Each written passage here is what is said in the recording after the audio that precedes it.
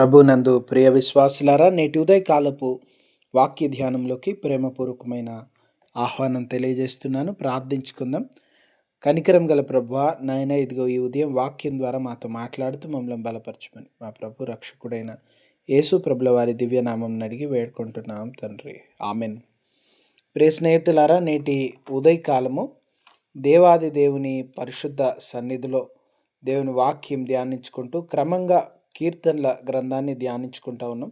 కీర్తనల గ్రంథంలో మరొక ప్రాముఖ్యమైనటువంటి కీర్తన 33వ కీర్తనలో కీర్తనకారుడు రచించినటువంటి ఒక అద్భుతమైనటువంటి మాటని ధ్యానిస్తూ ఉన్నాం. 18వ వచనంలో, యెహోవా యందు భయభక్తులు గల వారిపైన ఆయన దృష్టి ఉంచుచున్నాడు, ఆయన యందు నమ్మిక ఉంచువారు, నిరీక్షణ ఉంచు వారిపైన ఆయన కృప నిలిచి ఉన్నది. ఎంత గొప్ప మాటలు మనం ధ్యానించుతూ ఉన్నాం నేటి ఉదయకాలం.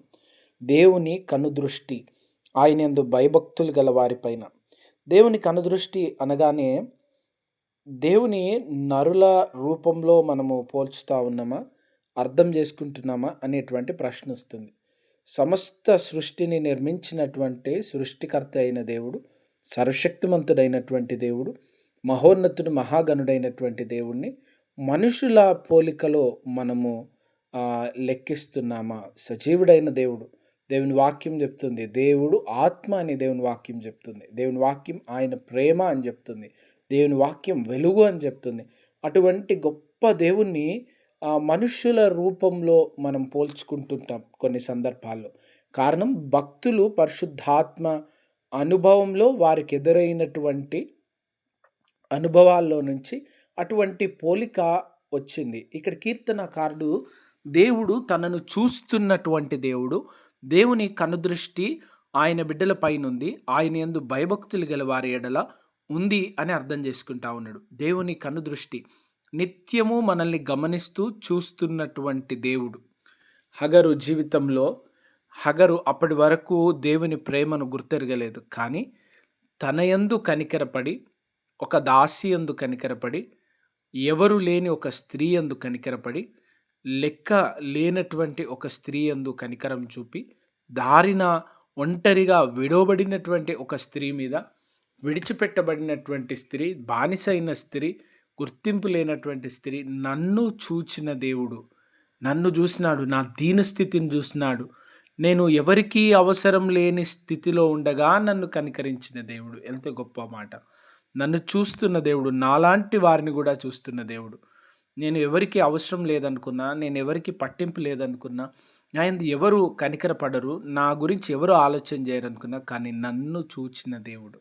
కీర్తనకారుడు కూడా చెప్తుండే, యెహోవా యందు భయభక్తులు గల వారి యందు, యెహోవా యందు దయ పొందినటువంటి వారు, యెహోవా యందు భక్తితో జీవిస్తున్న వారి యందు కనికరపడేటువంటి దేవుడు, వారిపైన కనుదృష్టి ఉంచుతున్న దేవుడు, వారిని కరుణిస్తున్న దేవుడు, వారి పక్షముగా ఉండడానికి ఇష్టపడుతున్నటువంటి దేవుని ఈ ఉదయకాలం జ్ఞాపకం చేసుకుంటున్నాం. 2 ప్రాముఖ్యమైనటువంటి విషయాలు.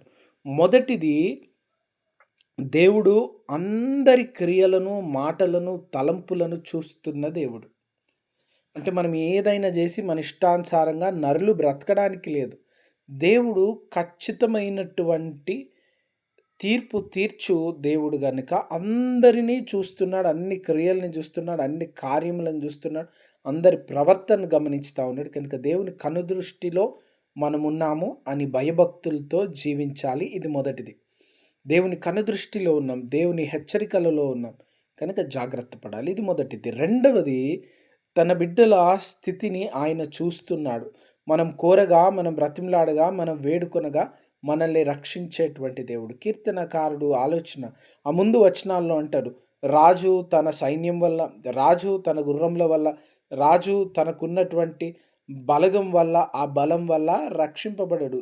రాజు యెహోవా కృపను బట్టి, దయను బట్టి, దేవుని సహాయమును బట్టి రక్షింపబడతారు అని దేవుని వాక్యంలో దైవజనులు, భక్తులైన వాళ్ళు చెప్తా ఉన్నారు. సొలొమోన్ మహారాజు కూడా అంటా ఉన్నాడు, యెహోవా పట్టణమును కాపాడని ఎడల కావలి కాయవారు మేల్కొని ఉండుట వ్యర్థమే. కనుక ఆయన మన యందు కనికరపడే దేవుడు, నిత్యం మనల్ని చూస్తున్న దేవుడు, మనకు సహాయం చేసే దేవుడు. ఆ దేవుని కృప మనందరికీ తోడై ఉండని గాక. ప్రార్థన చేసుకుందాం. కృపా కనికరములు గల ప్రభువా, ఈ ఉదయం వాక్యం విన్న ప్రతి వారిని దీవించి మేళ్లతో, దీవెనలతో మీరు తృప్తిపరచమని యేసు నామమున ప్రార్థిస్తున్నాం తండ్రి. ఆమెన్.